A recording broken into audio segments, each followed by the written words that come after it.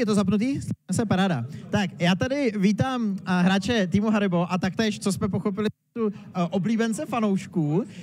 Barta, čau. Dobrý den.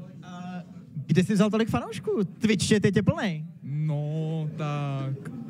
jakoby Ruda je v klanu, tam v tom klanu mu fandí a tím, že já občas streamuji na Twitchi, tak mě prostě nějaký lidi jako znají, no, takže... OK.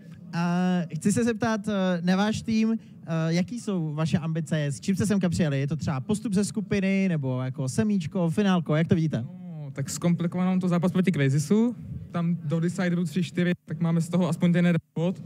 Když jsme hráli s nima ve středu cvičný trénink, tak jsme dostali asi 3-9 přes zadek, takže očekávání je lepší, než jsme mysleli, takže aspoň z toho máme ten jeden bod a teď se můžeme modlit, že proti Sagimu urveme další bod, abychom měli stejný body jako. Takže vidíš to, že postup do playoff je reálný? No, když se bude dařit, tak by to mohlo bodnout. OK, zmiňoval jsi ty tréninky, můžu se zeptat třeba, jako kdy jste začali původně trénovat, třeba bylo to, já nevím, už v září třeba, nebo začátek října, jaký byl tak jako jaká byla ta příprava z vaší strany?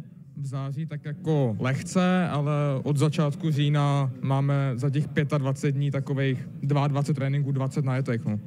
OK, super, cením tu přípravu. A poslední věc na tebe, jak si užíváš akci, jaký to je být na lance? Asi poprvé v životě předpokládám, že hraješ, tak jaký je to zážitek, co povíš lidem? Jako je to skvělý, je to dobrý, ale prostě ruce se klepou, není to úplně to nejlepší, no.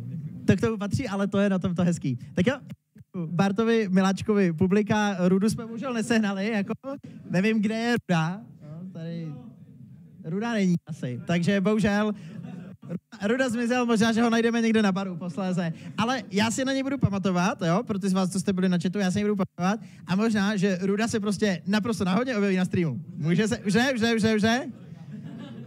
Tohle je Ruda, tak hele, už jsme vlastně všechny otázky, jsi tady totálně pozdě, každopádně tady ho máme. Tak jenom, jestli chceš něco vzkázat svým fanouškům na Twitchatu. Děkuju mýmu podporujícímu klanu.